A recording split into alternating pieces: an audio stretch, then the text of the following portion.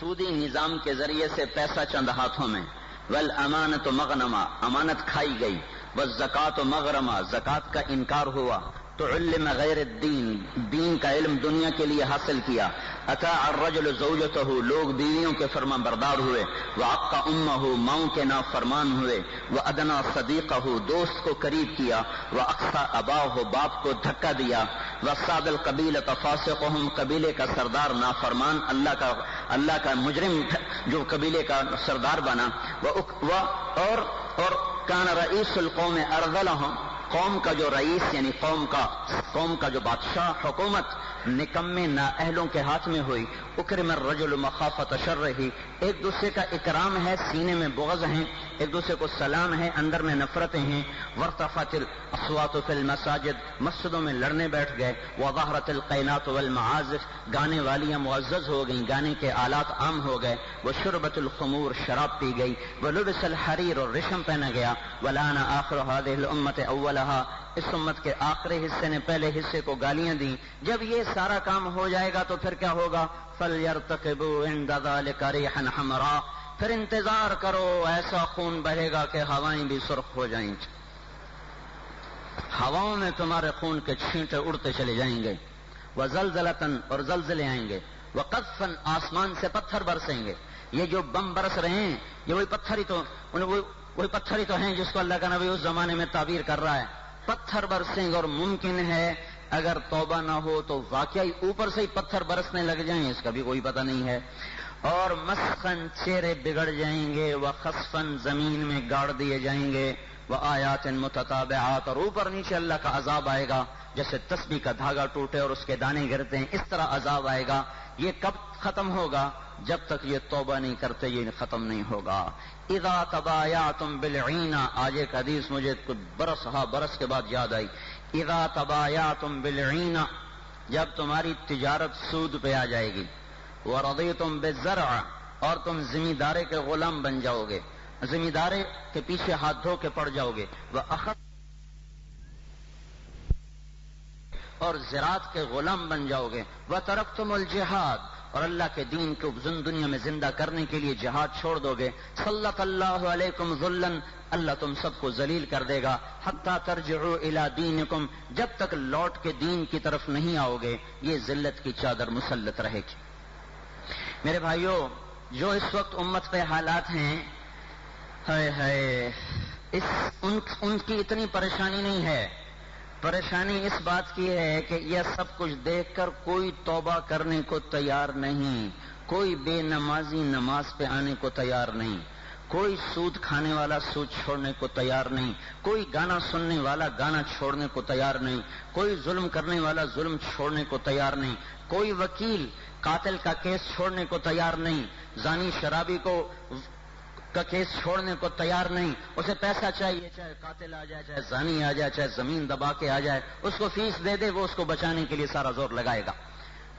عورت پردے میں آنے کو تیار نہیں، اولاد ماں باپ کے اطاعت کو تیار نہیں، تاجر دیانت کو تیار نہیں، ذمہ دار تواضع پہ تیار نہیں، حکومت وہ عدل پہ تیار نہیں، ساری کی ساری نسل وہ جس بے راہ روی کی طرف چل رہی ہے، یہ اس سے زیادہ رلا دینے والی بات ہے۔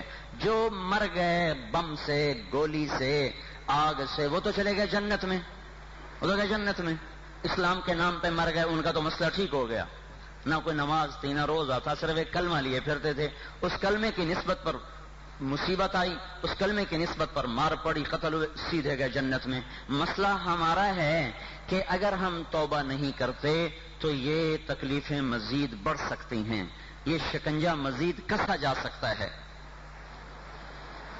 اس لیے میرے بھائیوں، ایک تو اللہ کا میں واسطہ دیتا ہوں، میں تو سارے مضمون بھول چکا ہوں، مسلسل ایک بات کر رہا ہوں، توبہ کرو، توبہ کرو، توبہ کرو۔ اللہ آج بھی شفیق ہے، اللہ پہلے بھی شفیق تھا، اللہ ہمیشہ سے شفیق ہے، شفیق رہے گا۔ اگر کہیں پکڑ بھی ہے تو اس کی رحمت ہے، اور اگر کہیں سختی بھی ہے تو اس کی رحمت ہے، کہیں امتحان ہوتا ہے، کہیں سزا ہوتی ہے۔ اسی سرزمین عراق پر امام حسین اپنے 16 حضرت فاطمہ کی نسل کے شاہ سواروں، شہزادوں کے ساتھ ایسے ہیرے اور لال تھے کہ اگر ساری دنیا ایک پلڑے میں ہوتی اور یہ ایک پلڑے میں ہوتے تو ان کا وزن زیادہ تھا. 16 حضرت فاطمہ کی نسل سے شہید کیے گئے.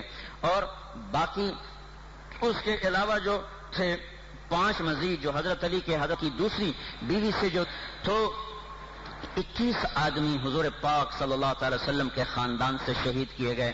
اور اس کے ساتھ 51 اور جو اس وقت کے مقدس ترین لوگ تھے وہ سب زیر و زبر ہو. تو اس کا مطلب یہ نہیں کہ اللہ تعالیٰ ان سے ناراض ہو گیا تھا اور ابن زیاد کے لشکر سے راضی ہو گیا تھا.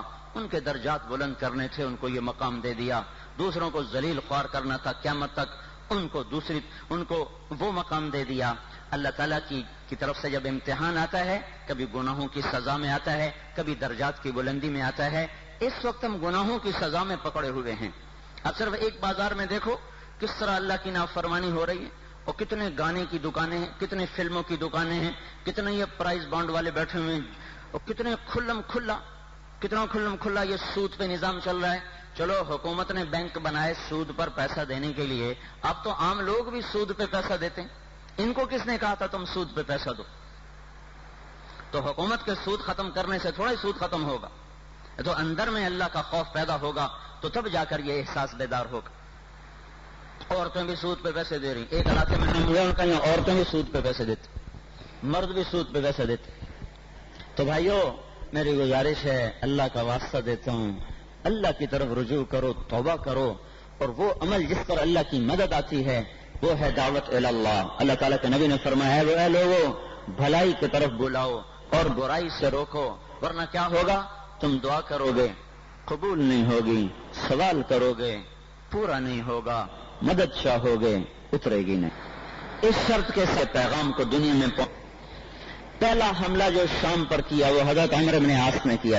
6 لشکر حضرت ابوبکر صدیق نے تیار کیے, 2 لشکر عراق بھیجے, ایک خالد بن حارثہ کا روانہ کیے, ایک عمرو بنایا, ایک پر یزید بن بنایا, ایک پر کو امیر بنایا, ایک پر شرحبیل بن حسن کو امیر بنایا. یہ 4 لشکر آپ نے, ابو عبیدہ کو آپ نے حمص روانہ کیا, یزید بن ابی سفیان کو دمشق روانہ کیا, اور عمرو بن عاص کو بیت المقدس روانہ کیا, شرحبیل بن حسن کو فلسطین روانہ کیا. یہ 6 لشکر تھے, 1 لاکھ ان کی مجموعی تعداد تھی, ان کو آپ نے روانہ کیا. سب سے پہلے جو داخل ہوئے ہیں شام کی حدود میں وہ عمرو بن عاص داخل ہوئے. عمرو بن عاص, ان کے ساتھ 8000 ٹوٹل لشکر تھا, 8000 کا. تو ان کے سامنے روم کا جو اس وقت کیسر تھا اس نے اپنے بھائی کو بھیجا تھا, جرجیس اس کا نام تھا. 1 لاکھ کا لشکر دے گا, 1 لاکھ, 8000 1 لاکھ, 12 گنا بڑی طاقت, 12 گنا. اور وہ چھپے ہوئے تھے, عمرو بن عاص اس حملے کے لیے تیار نہیں تھے, تو بڑے زبردست جرنیل تھے, تیار نہیں تھے, لیکن اچانک حملہ ہوا, چاروں طرف گھیرے میں آ گئے. تو وافلہ بن اسقا, یہ بڑے بدری صاحب, جنگ بدر کے صحابی ہیں. عبداللہ بن عمر وہ بھی اسی لڑائی میں شریک تھے, وافلہ بن اسقا بھی اسی لڑائی میں شریک تھے. تو وافلہ بن اسقا رضی اللہ تعالیٰ فرماتے ہیں کہ مجھے یوں لگا کہ آج قبریں یہیں بنیں گی, آج نکلنے کا کوئی راستہ کوئی نہیں. اور ہماری حالت ایسی تھی جیسے بہت بڑا کالا بیل ہو, اس کی کمر پر ایک سفید تل ہو, یہ نسبت تھی ہماری اور دشمن کی. اور ان کا دستور تھا لڑوے شعر کرنا کر پڑتے تھے, کہ اس دن ہمیں ساری شاعری بھول گئی اور سب کی زبان پر ایک لفظ تھا, یا رب محمد انصر امت محمد, یا رب محمد انصر محمد, اے رب محمد امت محمد کی مدد فرما, اے رب محمد امت محمد کی مدد فرما. حضرت عبداللہ بن عمر اس لشکر میں شریک ہیں. وہ یہ ارشاد فرماتے ہیں کہ جب سورج ڈھلا تو میری نظر جو آسمان پر پڑی تو میں نے کیا دیکھا کہ آسمان پھٹ چکا ہے, اور اس میں سے شہابی رنگ کے گھوڑے نکل رہے ہیں, اور اس کے اوپر سوار بیٹھے ہیں, اور ان کی پگڑیاں ہیں سفید, ان کے ہاتھوں میں نیزے چمک رہے ہیں, اور ان کے آگے آگے ایک سوار ہے جس کے ہاتھ میں لمبا نیزہ ہے, اور یہ کہتا ہوا آ رہا ہے, ابشروا یا امت محمد فقد اتاکم اللہ بالنصر, اے امت محمد تمہیں بشارت ہو, تمہارا رب تمہاری مدد کے لیے آ گیا. کہ میں نے ان کو ایسے آسمان سے اترتے دیکھا, اور چند گھڑیوں کے بعد وہ فضا میں تحلیل ہو گئے. اس کے بعد تھوڑی دیر گزری تھی کہ روم کا 1 لاکھ کا لشکر وہ بھاگ رہا تھا, اور ان کو بھاگنے کی جائے پناہ نظر نہیں آ رہی تھی.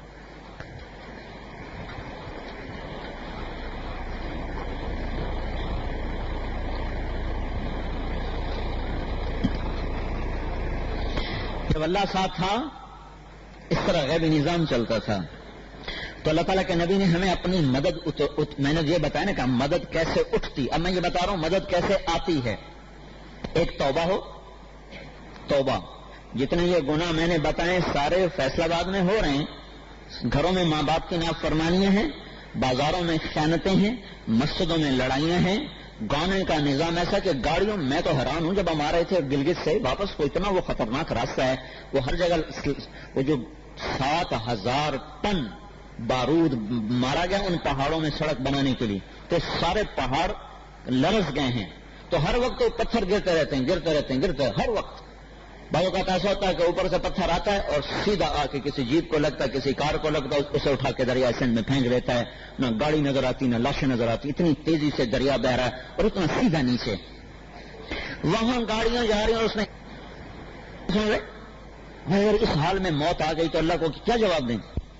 جو گانے سنتے سنتے مر گیا, موسیقی سے توبہ نہ کی تو سیسا پگھلا کے کانوں میں ڈالا جائے گا.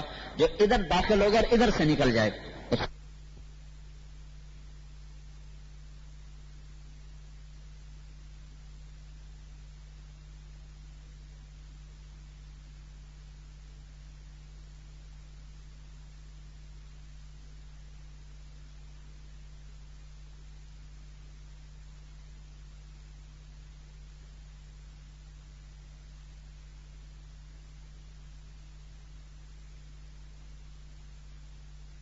اور جب کوئی ابن خلدون ایک مورخ گزرے ہیں, فلسفی تھے جنہوں نے فلسفہ تاریخ کا علم ایجاد کیا, ان کا مقدمہ ہے جو دنیا کی ہر بڑی زبان میں اس کا ترجمہ ہوا ہے, ہر بڑی زبان میں. انہوں نے قوموں کے عروج و زوال کا پر جو بحث کی ہے وہ اس سے پہلے کبھی کسی نے کی تھی, اور اس کے بعد جتنوں نے کی انہی کے علم سے فائدہ اٹھا کے کی ہے. تو وہ قوموں کے زوال کے اسباب پر جو انہوں نے لکھا ہے تو اس میں وہ لکھتے ہیں کہ سب سے آخری چیز کسی قوم کے زوال کی موسیقی ہوتی ہے. جس قوم میں موسیقی پھیل جائے وہ اس طرح مرتی ہے جیسے ٹوٹتی ہوئی سانس کا مریض مرتا ہے, کہ اس کے جب سانس اکھڑتے ہیں تو پھر بچے کو بھی پتہ لگ جاتا ہے کہ اب یہ مر رہا ہے.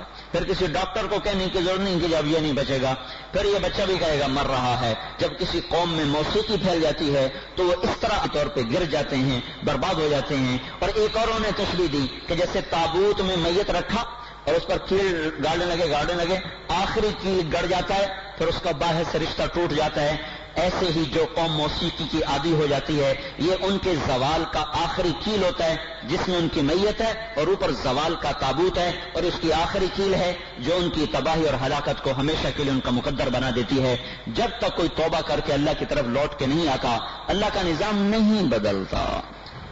ایک دم توبہ کریں, اللہ کی طرف رجوع کریں. دوسرا اس پیغام کو لے کر دنیا میں پھریں جس پر اللہ تعالیٰ فرما رہے ہیں واللہ یعصمک من الناس بلغ ما انزل الیک من ربک. اے میرے نبی میرا پیغام پہنچا. وَإِن لَّمْ تَفْعَلْ فَمَا بَلَّغْتَ رِسَالَتَهُ, اگر تو پیغام نہ پہنچایا تو تو نے رسالت کا حق ادا نہ کیا. وَاللَّهُ يَعْصِمُكَ مِنَ النَّاسِ, اللہ تیری لوگوں سے حفاظت کرے گا. اس آیت کے ذیل میں مفسرین فرماتے ہیں کہ جب امت دعوت کا کام کرے گی تو اللہ ان کی حفاظت فرمائے گی. اگر ہم دعوت کا کام کریں, تبلیغی جماعت کا کام نہ سمجھیں تبلیغ کو, تبلیغ اپنا کام سمجھیں, میرا کام ہے, میرے ذمے ہے. اس کو لے کر اگر ہم پھریں گے اللہ یعصمک من الناس, اللہ تیری حفاظت کرے گا. یہ ہماری طرف بھی متوجہ غیبی نظام کو اتارنے کے لیے ایک توبہ ہے, ایک گھروں کو چھوڑ کر دنیا میں کے پیچھے پھرنا اور ان کو اللہ پاک کی طرف متوجہ کرنا. اللہ تعالیٰ کے نبی کا ارشاد ہے وہ کیا دن ہوگا کیف انتم اذ لم تأمروا بالمعروف ولم تنهوا عن المنکر. وہ کیا دن ہوں گے جب تم بھلائیاں پھیلانا چھوڑ دو گے اور برائیاں مٹانا چھوڑ دو گے. تو صحابہ نے کہا یا رسول اللہ کیا یہ ہو جائے گا؟ آپ نے کہا اس سے بھی سخت ہوگا. انہوں نے پوچھا وہ کیا ہوگا؟ آپ نے فرمایا کیف انتم اذ رأیتم المنکر معروفا والمعروف منکرا. تمہارا کیا حال ہوگا جب تم نیکی کو گناہ کہو گے, گناہ کو نیکی کہو گے, اچھائی کو برا کہو گے, برائی کو اچھا کہو گے. ہائے ہائے. یہیں ایک فیصلہ آباد کی مسجد میں ہم بیٹھے ہوئے تھے, عربوں کی جماعت میرے ساتھ تھی. ایک جدے کا نوجوان تھا, رو رہا تھا, وہ پڑھتا تھا. میں پوچھا کیوں رو رہے ہو؟ کہنے کا جدے کا تھا. کہنے کا میرے گھر پتہ چل گیا ہے کہ میں تبلیغ میں یہ رکھ لی ہے.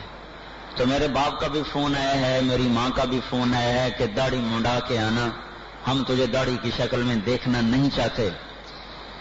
تو میں اس بات پہ رو رہا ہوں کہ اللہ نے مجھے امریکہ جیسے کفر کے دیش میں دولت بخشی, ایمان کی, اور میں نے اللہ کے حکم کو پورا کیا, اور بیت اللہ کے پڑوس میں رہنے والے مجھے کہہ رہے ہیں کہ نہیں نہیں یہ کام چھوڑ کے آنا ہے ورنہ تمہیں لڑکی کوئی نہیں دے گا.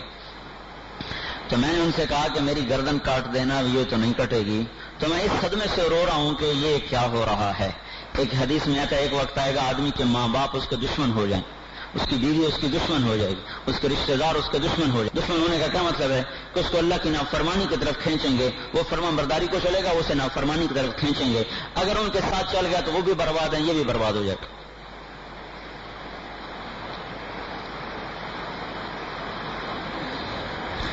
ہاں, کیا حال ہوگا جب تم اچھائی کو برائی کہو گے, برائی کو اچھائی کہو گے.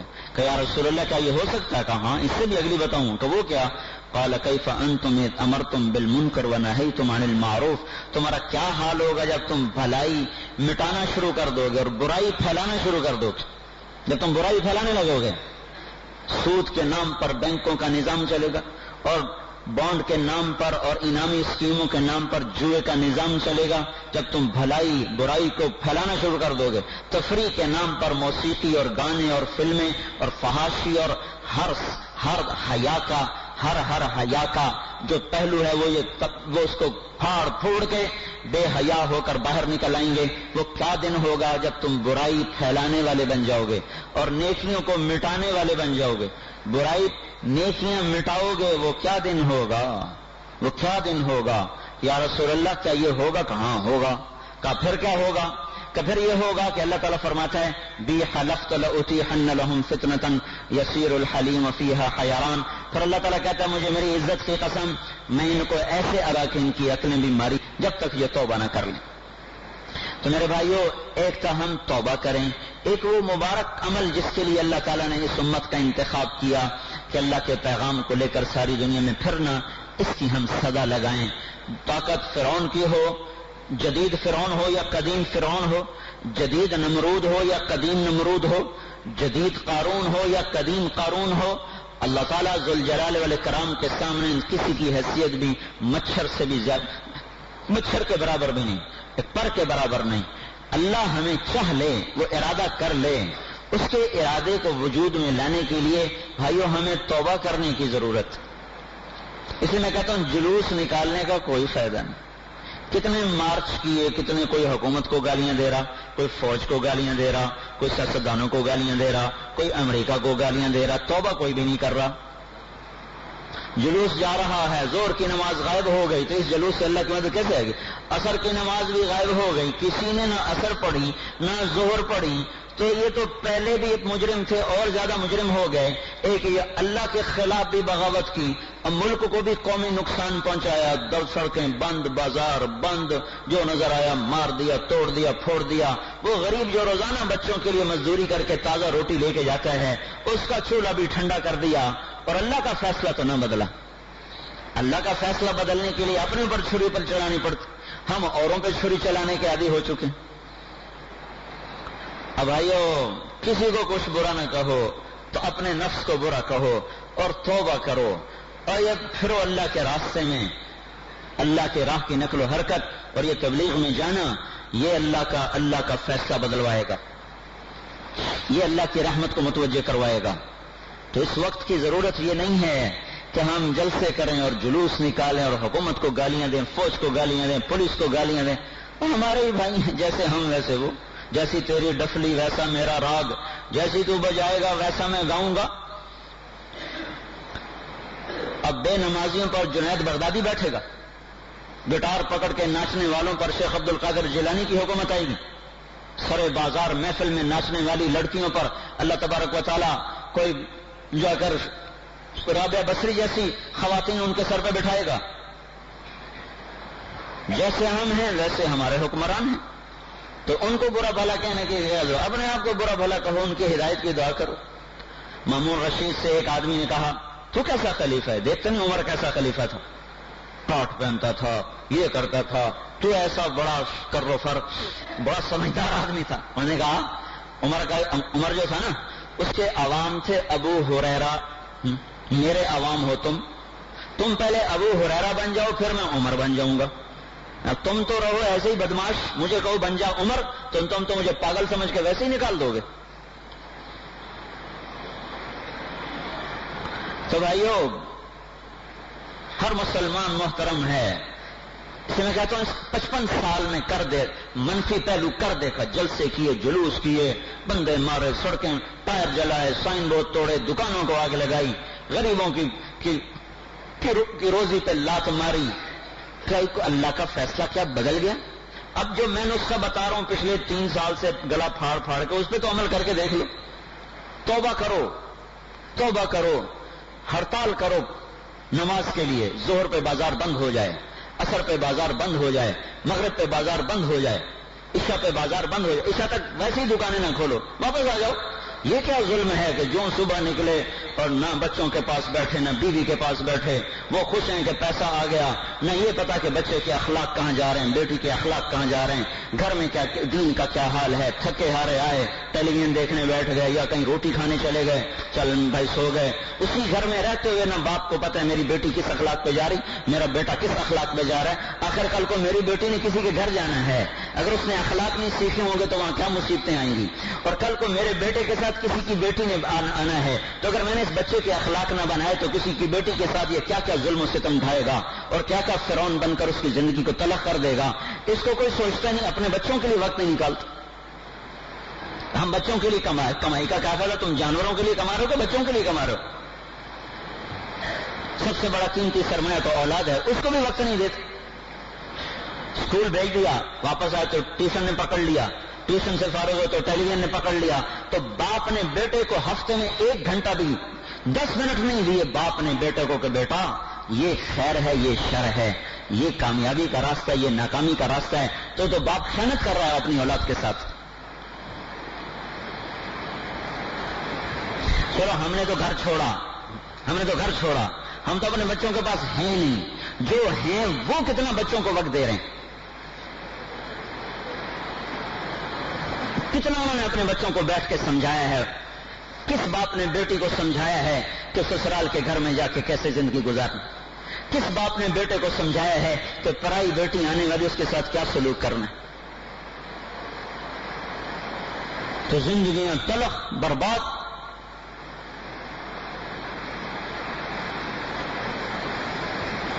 تو میرے بھائیو، اس کو تجربہ کر لو کہ ہم سارے توبہ کریں، کاروبار کے وقت گھٹائیں، اپنی اولاد کو وقت دیں، اپنے بچوں کو وقت دیں، ان کو اخلاق سے مزین کرنے کی اپنی طرف سے کوشش کریں. ہدایت تو اللہ دے. کچھ وقت اپنی آخرت کے لیے نکالیں، روزانہ اللہ کی راہ میں پھریں، لوگوں کو اللہ کی طرف بلائیں، دعوت دیں. یہ نسخہ کر کے دیکھ لو بھائی، بڑا مجرب ہے. جس دور میں بھی یہ نسخہ لوگوں نے آزمایا، اللہ نے تقدیر پلٹ دی. باطل کی معاشرت تو چھوڑیں، ان کے طریقے تو چھوڑیں. ہمیں اللہ کے نبی کی زندگی میں عزت تو نظر آئے، راحت تو نظر آئے، بلندی تو نظر آئے.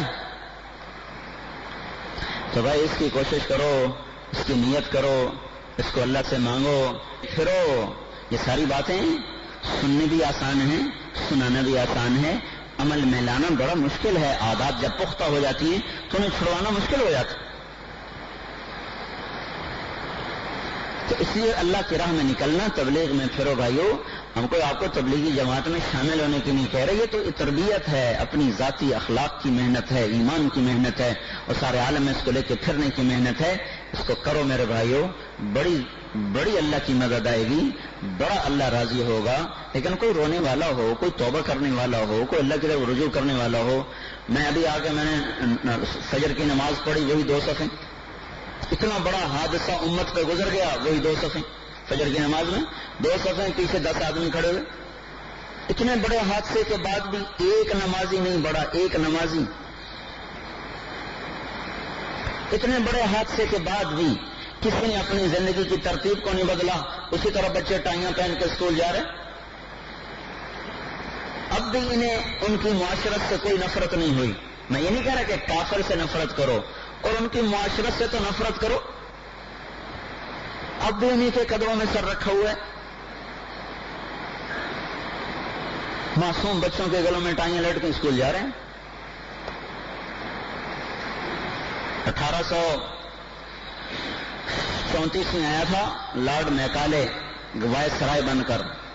اس نے کہا تھا ہمیں ایک نسل تیار کرنی، ہم نے ان کو عیسائی نہیں بنانا، ہم نے ایک نسل تیار کرنی ہے جو چمڑی سے ہوں مشرقی اور اندر سے ہوں مغربی، جن کی شکل صورت ہو ایسٹرن اور ان کا مزاج ہو ویسٹرن، جو ہمارے غلام بن کے ہمارے ترجمان بن کے یہاں رہیں. ہمیں ایسی نسل تیار کرنی.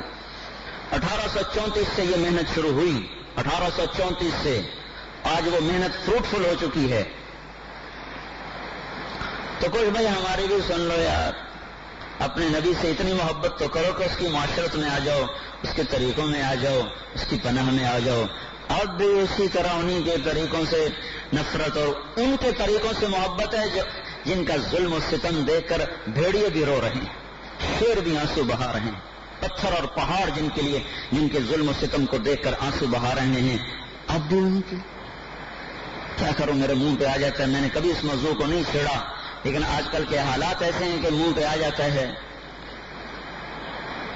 بھائیوں کی بے اکرامی ہو جاتی، لیکن میں بھی بس اپنی دیوانگی میں کہہ جاتا ہوں. سورے ہی پتلونے پہنتے ہیں، وہ کہیں گے ہمارے اوپر اٹیک کر رہے ہیں. کیسے ان کو سمجھاؤں کہ میں اٹیک نہیں کر رہا ہوں، میں اپنا درد بیان کر رہا ہوں. اب بھی داڑیاں منڈاتے پھر رہے ہیں، جبکہ باطل دوری تھار سے ان کے اوپر سوار ہے. اب بھی انہیں کے مشابہ ہو کے مرنا چاہتے ہیں. میں جب ہر جمعے میں نے آج پھر ہاتھ جوڑتا، اللہ کے واسطے اب تو بس کر دو، اب تو بس کر دو. اب بھی اگر نہیں جاگو گے تو کیا قیامت کا سور تمہیں جگائے گا؟ اب بھی اگر تمہیں دوست و دشمن کا پتہ نہیں ہے تو کیا اوپر سے کوئی بجلیاں کوند کر تمہاری آنکھوں کو روشن کریں گی؟ کوئی قیامت کے دھماکے تمہارے کانوں کے پردے ہٹائیں گے؟ یا پتھر اور پہاڑ بھی مل کر چیخیں چلائیں پھر ہمیں سنائی دے گا؟ اب تو حد فاصل قائم کرو. اب تو اپنے آپ کو ایک امتیازی جگہ پر لاؤ کہ نہیں، ہم اللہ اس کے رسول کے غلام، ہم بیزار ہیں اس زندگی سے، ان طریقوں سے. لیکن میں کیا کروں، میری لفاظی سے یہ ناممکن ہو نہیں سکتا، کیونکہ ماحول نے ایسی 55 برس سے ہمیں کاغذ کے پھولوں کو گلاب سمجھایا گیا، پرپیش راہوں کو صراط مستقیم بتایا گیا، دھوکے کو حقیقت بتایا گیا، سکرین کی گولیوں کو ہمیں شہد بتایا گیا، پلاسٹک کے درختوں کو ہمیں چمن اور باغ بتایا گیا، اور جھوٹے نقشوں کو ہمیں عزت کی چیزیں بتایا گیا. 55 سال کا دھوکہ میں 1 گھنٹے کی تقریر میں کیسے دور کر سکتا ہوں؟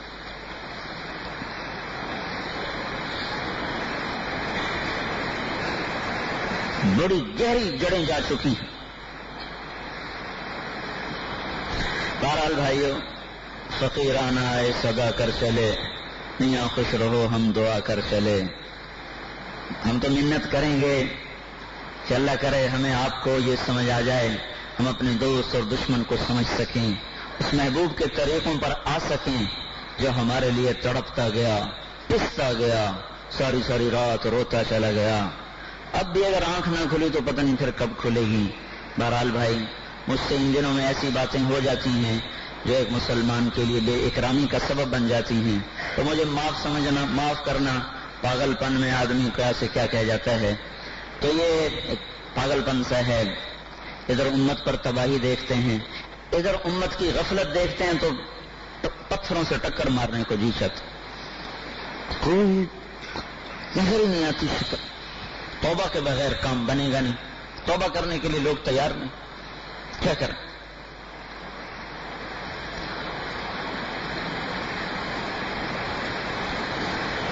یہاں آ کے پھر آدمی بے بس ہو جاتا ہے.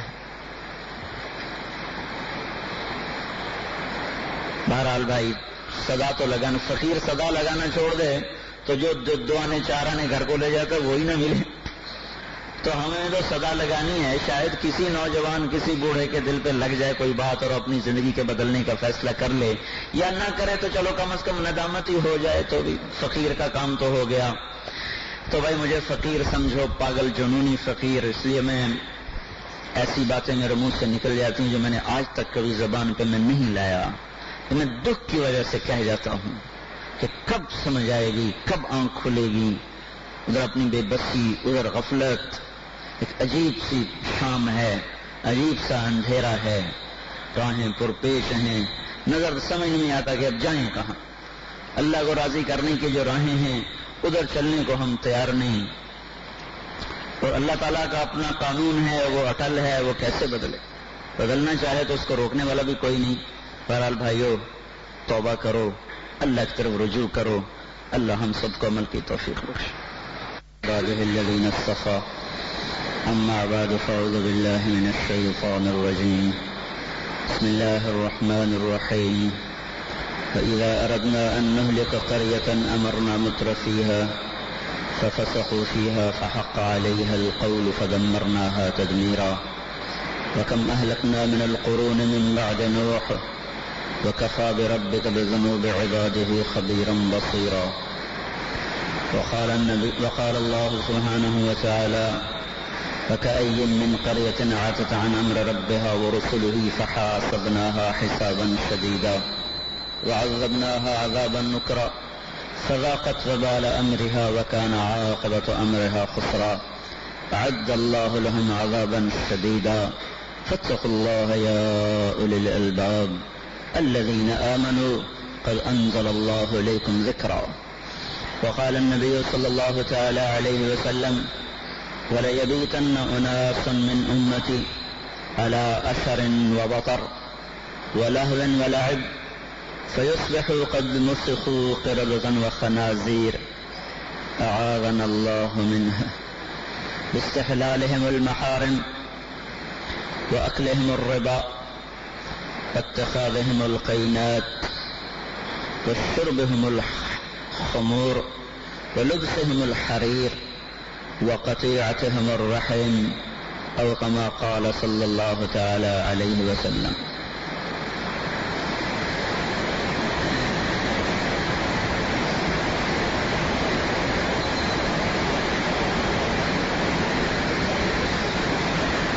الحمد لله وكفى وسلام على عباده الذين اصطفى. أما بعد فأعوذ بالله من الشيطان الرجيم. بسم الله الرحمن الرحيم.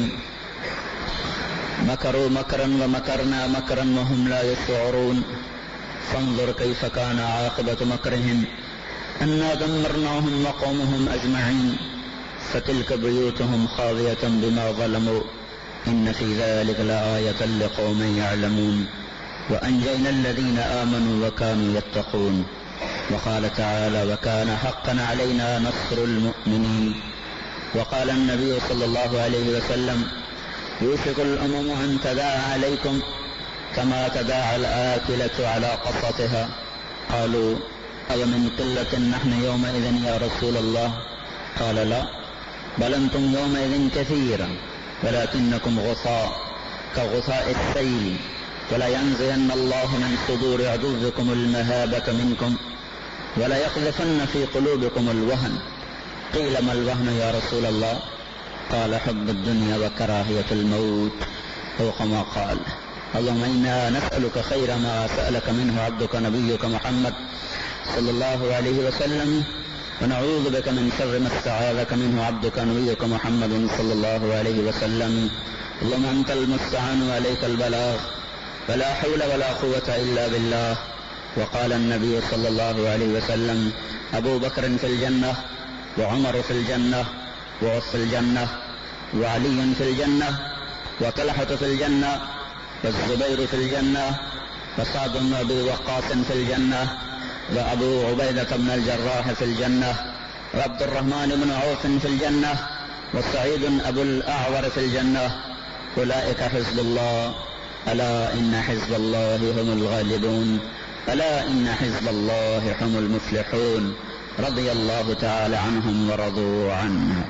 سبحان ربك رب العزة عما يصفون والسلام على المرسلين والحمد لله رب العالمين. سفند رسولنا.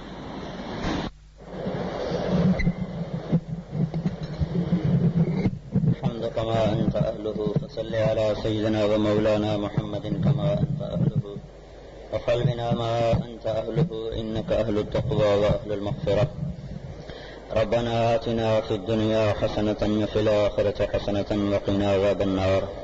اللهم إنا نسألك من خير ما تعلم ونعوذ بك من شر ما تعلم ونستغفرك من كل ما تعلم إنك أنت الأعز الأكرم.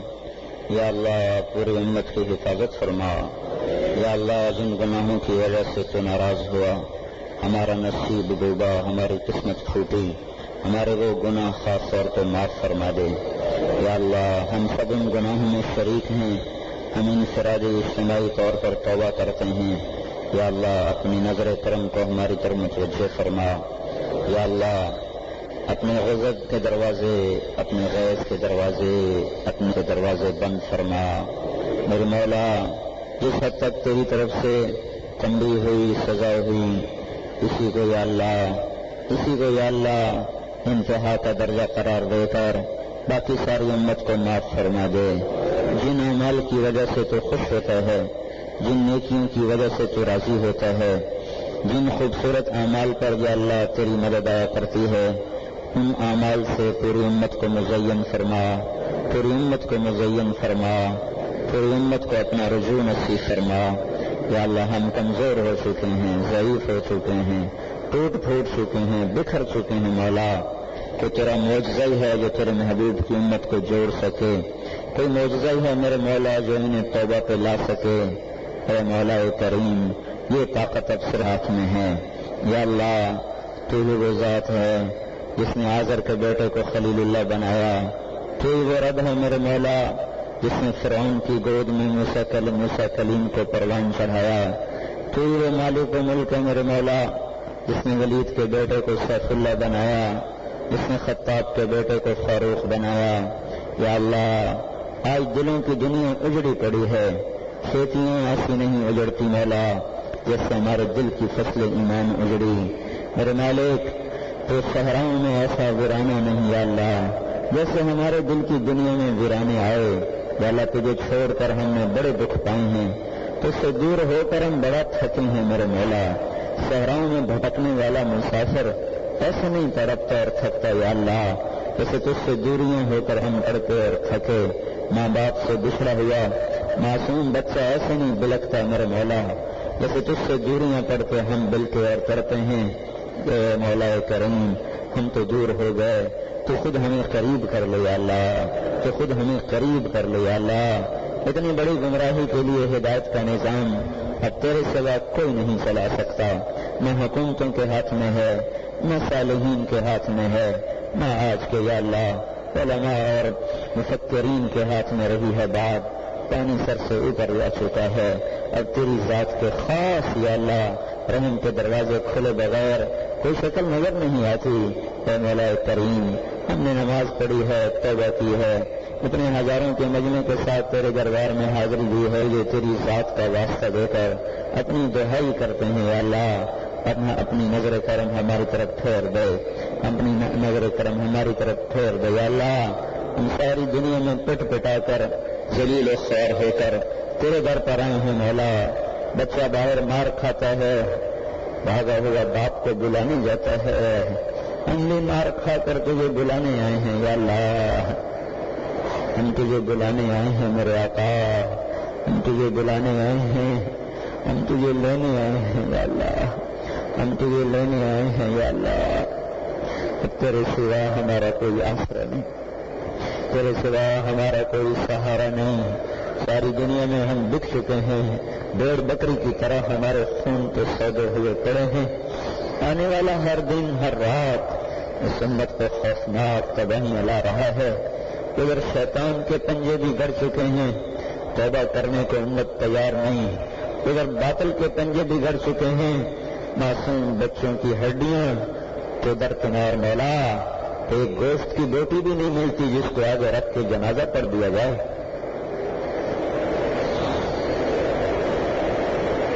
ایک ذرہ نہیں ملتا جس کو دفن کر کے سکون پکڑا جائے.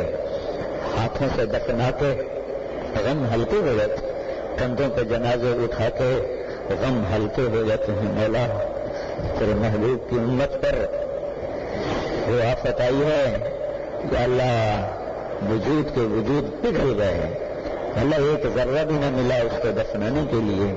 ماں کے کلیجے شق ہو گئے, گودیں ویران ہو گئی. مولا ہنستے مسکراتے چہرہ پار کر دیا ہے. تو بھی نہ سنے, بھی اگر دروازہ نہ کھولے, تو بھی دھکا دے دے.